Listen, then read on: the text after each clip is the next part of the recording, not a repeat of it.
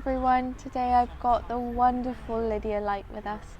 Lydia, please could you introduce yourself and share how you were drawn to Avalon? I'm Lydia Lyte. I'm known as a ceremonial and ritual drummer. I'm a musician. And how did I come to Avalon? Well, Glastonbury and Avalon has always existed for me in my consciousness. And in the practical terms, I first came here with Arabella Churchill when she did her first ever Children's World Festival in the Abbey Park. And I was part of a theatre group and we were performing The Field of Gold. We came down from Hereford. We were about to go off and retire forever to France and America and what have you, but we went up the tour and I looked at it and I thought, if I ever come back to England, I guess it'll be here to Glastonbury. Well, it wasn't long before, a few years later, we were drawn back again, this time to put the children into school, because we had a school bus down in the south of France and we had kids in the school bus, but they wanted proper education. They got to that age. I was with my friend Alex Manzi-Fay and we were saying, okay, we've got to leave the Dordogne and leave the south of France and go and look for a place to put the kids into school. We thought Bristol. As it was, we received 3 postcards of the Abbey within a week, exactly the same picture. So, as the advance guard of our group, we came in a VW bus with 2 kids and we came to Glastonbury, where our friends were, who had been living outside Hereford, in Galway and Wormlow Tump and near Kilpeck Church and near St Michael's, always around Templar sites and sacred sites, basically, always drawn to those places. So that's how I came to Avalon, to Glastonbury. Glastonbury has always existed in my consciousness. As a child, when I was 7, I got an abscess in my ear and was very ill, was in bed for 7 days, and in those days, if you were ill, you stayed in bed. There was no TV or anything like that upstairs, you stayed in bed until you were better. I was reading a book about Arthur and the Knights, and during those 7 days of delirium, I was just dreaming. I was with Arthur and the Knights, and I was one of them. So Avalon has always existed. And we just kept bouncing back and forth between various sites in France and here, and America and here. And that's firstly how I came here, and I lived out in Butley at the Dove Centre, which was beautiful. And we continued with music and all sorts of spirituality. One of the first things that happened when we came was I met Stanley Messenger, who came along and said, "My dear, how wonderful to meet you again." And I said, because he was an old Cathar and he recognised myself and my others as Cathars. So this was a deep ongoing story at the time. The other thing that was interesting about coming to Glastonbury was that while we were in the south of France, down at Rennes-le-Château, there's a woman there called Elizabeth Van Buren, and she had written a book about the Star Temple in the landscape around La Val-Dieu. The first thing we had done was truck round all of this Star Temple. So when we came here and found out that that Catherine Maltwood had written a book on the ancient Star Temple, around Avalon. It was a mirror image. And so every weekend we piled ourselves into the V-dub and we went to every single point on the zodiac around Glastonbury. And between that and talking to people like Stanley Messenger and starting up the first Earth Mysteries with Zig London, Paldon Jenkins, all of these people, Oak Dragon, there was a lot going on. We were very happy. And of course there was Greenham Common, which was also a big thing. While I was living in France, there had been a time when I thought, okay, we're creating our own reality. And we went into one of the Cathar caves, a long way from anywhere, in the south of France. And the guide said, this used to be a beautiful cathedral cavern, but if you look, you can see the pollution running down the walls. And we realised that we were 60 kilometres from the nearest town in any direction. And it became clear to me that the world that I wished to live in was going to go. So another reason for coming back to Britain was to have the right to vote and to have the right to have a voice in order to work for the environment and the beautiful world. Glastonbury in Avalon is the place Spirit decided I should be to do this. So that is what drew me to Avalon. How do you experience and express your spiritual path in Avalon day to day? Being in Avalon, being in Glastonbury, my outer expression or my inner expression is the drumming.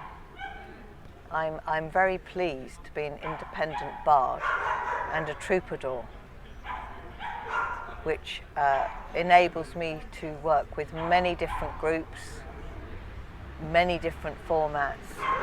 And the lovely thing is I do not have to get involved in the isms. Isms in groups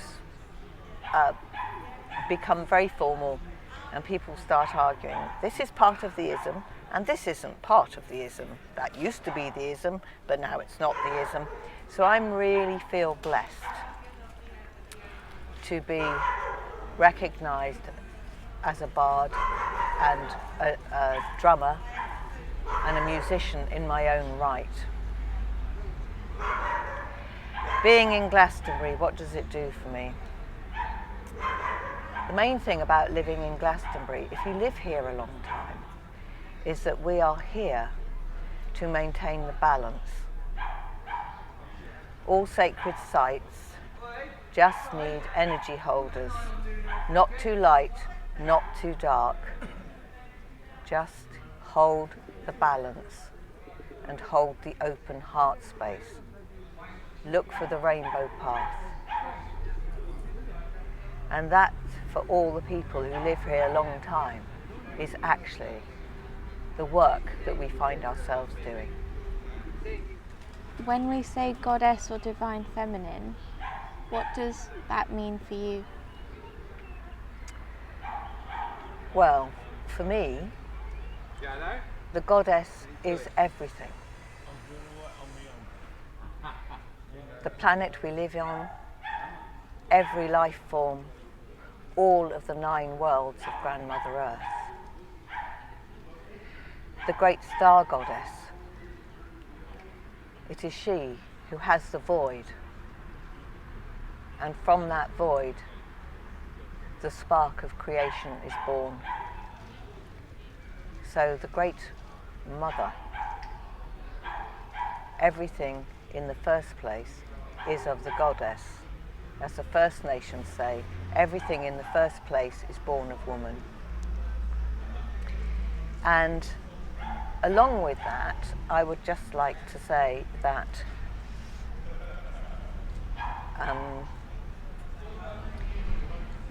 I've heard things in recent times which I never thought I would hear from the present Archbishop, from various priests and priestesses from the Christian orders, and even from our present Pope himself, where they talk about the mother matrix of God.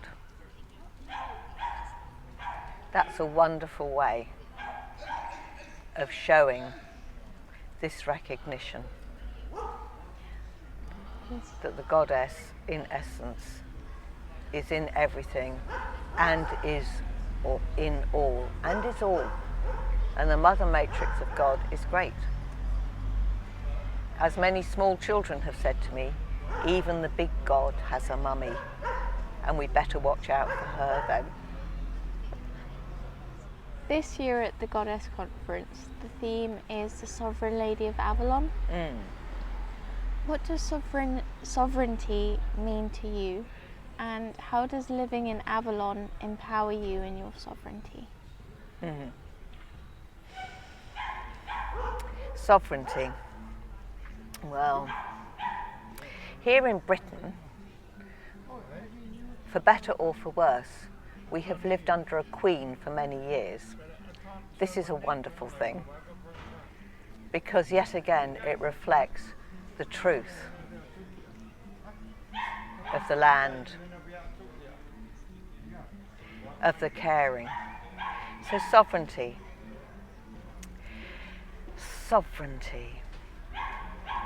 Being my own person. Many people find it very, very difficult to take responsibility. That's why they have to have a boss, a government, somebody that's, or someone or something they can say, it's their fault, their responsibility, not mine. And the beauty of living in Avalon, it is the mirror of Avalon, which sooner or later, whether one accepts it or not, or is dragged, kicking and screaming, to recognise that the mirror of the self, shame and blame effectively are always off the track. How we respond, how we react to a situation in the moment, that is totally our own responsibility, for better or for worse. And the mirror of Avalon is held up like this, and you're looking at yourself.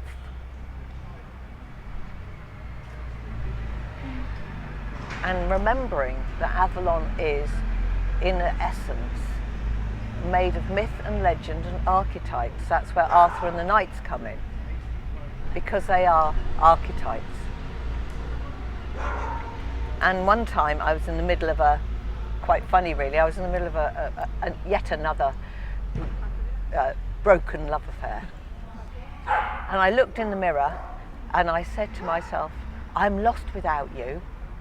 And then there was that moment and I went, I am lost without me. Not you, the errant lover. I'm lost without me.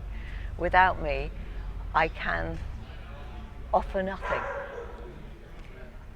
I need to be myself. So at that point, I actually had a thing about Lancelot, going back to the childhood experience, where I ran about rescuing women and children who in reality didn't really need rescuing.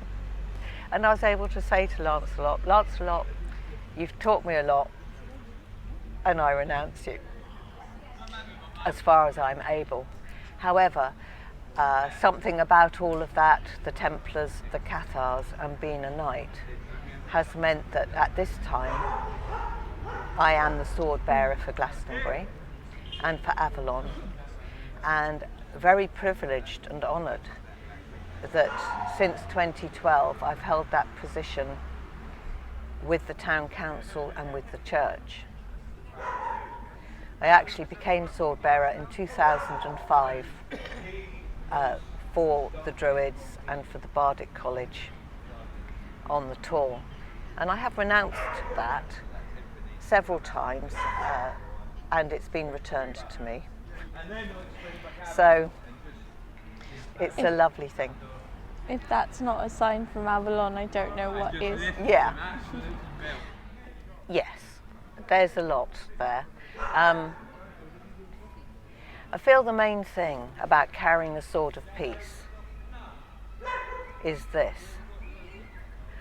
On my right is the exquisite sword of truth and justice and light, which very quickly can become fascism. And on my left is the exquisite black sword of power over, for the good of all, of course.